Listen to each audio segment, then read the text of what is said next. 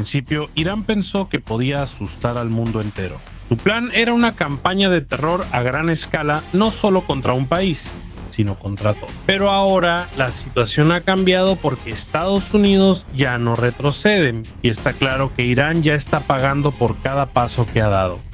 Cuestión de semanas, el régimen iraní ha dado un paso tras otro. Ya no se trata solo de objetivos militares, también bombardearon edificios de apartamentos, atacaron barcos de carga comunes y resultaron afectados personas inocentes. Todo eso solo para obligar a Estados Unidos a detener la lucha. Es una táctica desesperada, pero en ese punto parecía que la paciencia de Estados Unidos también tenía un límite. Y cuando llegó su respuesta no fue solo una advertencia, fue una represalia directa. En una gran operación, Estados Unidos usó sus bombarderos para atacar un puente sumamente importante en Irán. No era un puente común, por ahí pasaban las armas, por ahí circulaba el suministro de sus fuerzas, y en solo unos momentos fue completamente destruido, como si hubiera desaparecido en el aire. Una estructura de varios miles de millones de dólares se convirtió en polvo. Ahí comenzó la verdadera represalia, y ahí también empezó a cambiar el rumbo de toda la guerra. Pero lo más sorprendente, la escalada no comenzó aquí. Desde el primer día de la lucha, Irán ya hizo algo que empeoró la situación. Mientras Estados Unidos estaba atacando sitios militares dentro de Irán, Irán de repente atacó en otro país. No fue en una base militar, sino en zonas residenciales. En lugares como Bahrein, los edificios de departamentos fueron alcanzados. Los civiles se vieron afectados. Y ahí empezó el miedo. No solo en un país, en Matami, sino en toda la región. Ahora han salido imágenes del primer día del conflicto. Y lo que verás no es simplemente un conflicto militar, sino una situación que rápidamente se está agravando y que podría salirse de control en cualquier momento.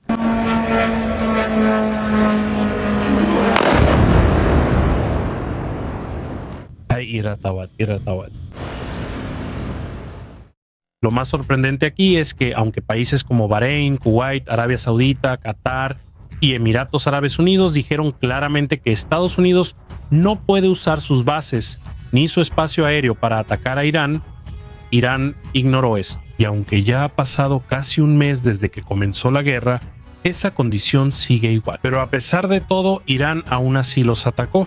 Y no solo fueron bases militares el objetivo, también edificios civiles, aeropuertos, puertos y por supuesto los petroleros. Aquí es donde cambió la pelea porque ya no se trataba solo de los países en Medio Oriente. Irán amplió sus operaciones hasta aguas internacionales, en particular en el Estrecho de Hormuz, un paso marítimo muy importante para barcos de diferentes países. Esto no le pertenece a Irán. Todos los países tienen el mismo derecho de pasar por aquí. Pero aún así se convirtió en un objetivo. Atacaron uno por uno a los barcos de carga, los petroleros que no tenían nada que ver con la guerra. Incluso hay videos de marineros tailandeses, gente común que solo quería regresar a casa. Y mientras intentaban irse, ahí fue cuando los atacaron. Imagínate, venían de Tailandia, un país que no tenía nada que ver con la guerra, pero aún así se convirtieron en objetivo. Y hasta ahora la Marina de Irán sigue persiguiéndolos, incluida la Marina del IRGC. Ahora algunos dicen que Irán no tenía otra opción. No pueden igualar la fuerza militar de Estados Unidos, y la verdad tal vez tengan un punto, pero eso no cambia una verdad muy clara. Cuando el objetivo son civiles, solo hay una palabra para eso: terrorismo, sin importar la razón. Y debido a estos ataques, la guerra se expandió aún más allá de lo que Irán esperaba. Y apenas ayer Donald Trump emitió una declaración. Según él, según Donald Trump, el puente más grande de Irán se ha derrumbado por completo y nunca más podrá ser utilizado. Es momento de que Irán llegue a un acuerdo antes de que sea demasiado tarde, antes de que no quede nada. Ahora, por supuesto, ha surgido un debate en línea sobre si lo que se hizo fue legal o no. Hay abogados que dicen que es legal, mientras que otros dicen que no lo es. Y si lo piensas bien, yo no soy abogado, así que mi opinión sobre ese tema tampoco tiene peso. Pero hay algo que está claro en la historia de la guerra: los puentes han sido objetivos desde hace mucho tiempo. Desde antes, por ejemplo, durante la guerra entre Rusia y Ucrania. Al principio, Ucrania destruyó sus propios puentes para detener el avance de Rusia. Y cuando ellos contraatacaron, Rusia hizo lo mismo. Destruyeron los puentes para poder escapar y evitar ser alcanzados. En pocas palabras, destruir puentes ya ha sido parte de la estrategia de Rusia en la guerra desde hace mucho tiempo. No es cualquier puente el que fue atacado en Irán. es uno de los más importantes. Según funcionarios de Estados Unidos, el ejército iraní utiliza este puente para trasladar misiles y piezas desde Teherán hacia los sitios de lanzamiento en el oeste de Irán. Pero por otro lado, Irán dice algo diferente. Según ellos, el puente aún no está terminado. Todavía está en construcción. Por eso ahora la conversación se volvió aún más confusa. Porque si todavía no está terminado, ¿cómo lo está usando el ejército? Y aquí es donde empezó a surgir la gran pregunta, porque según los informes, desde hace tiempo se dice que el puente se abrirá al público, pero esto se ha estado posponiendo repetidamente, siempre con la misma justificación, que sigue en construcción.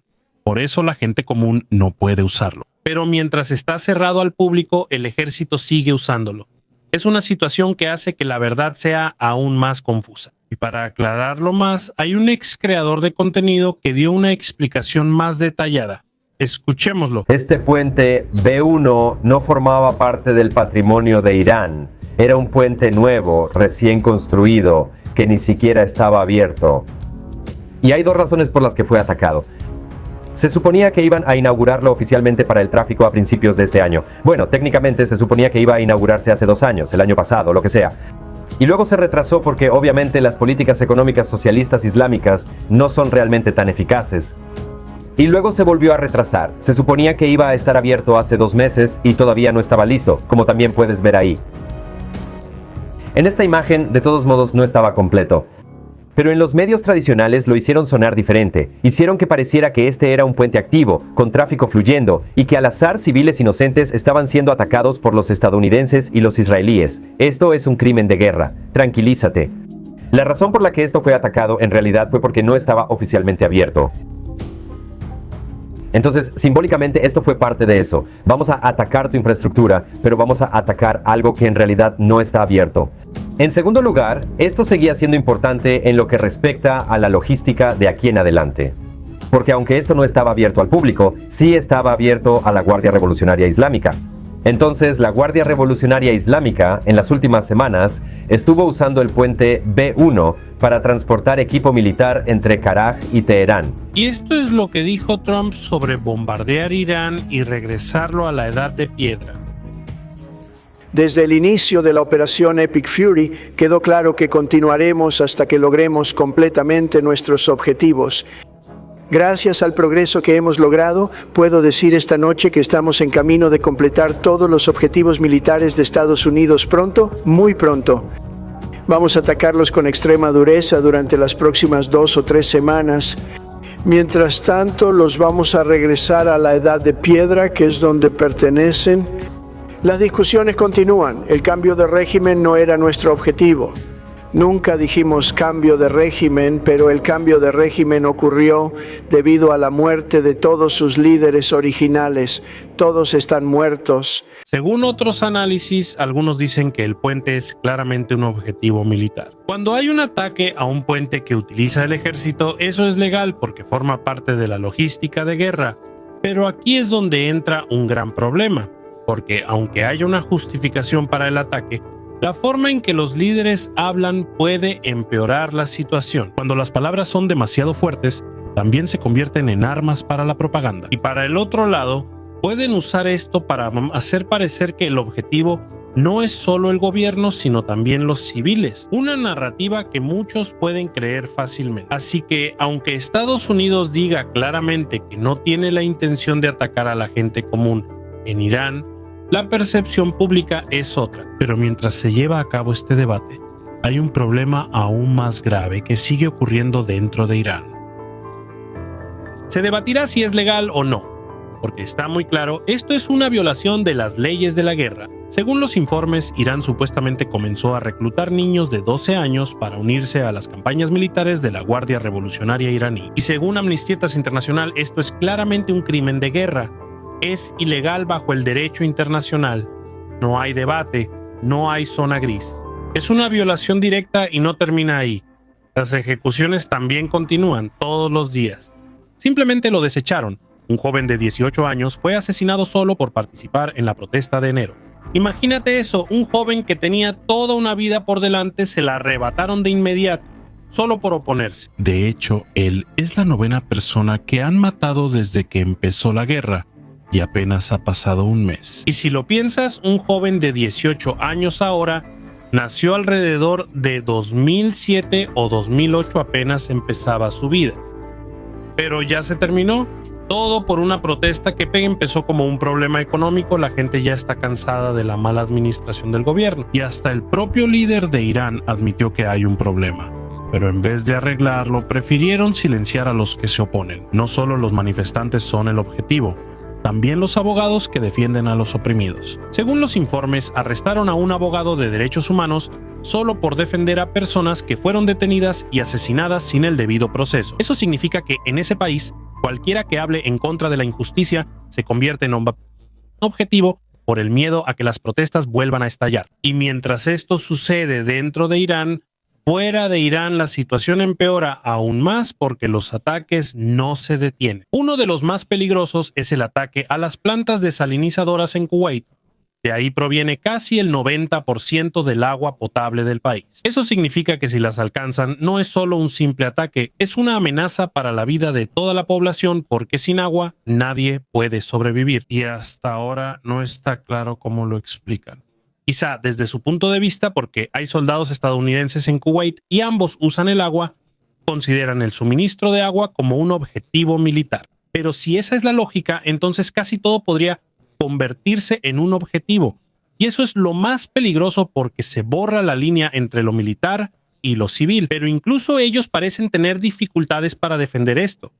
Por eso lo que hacen es echarle la culpa a otros. En un incidente reciente señalaron a Israel como responsable del ataque a la planta desalinizadora.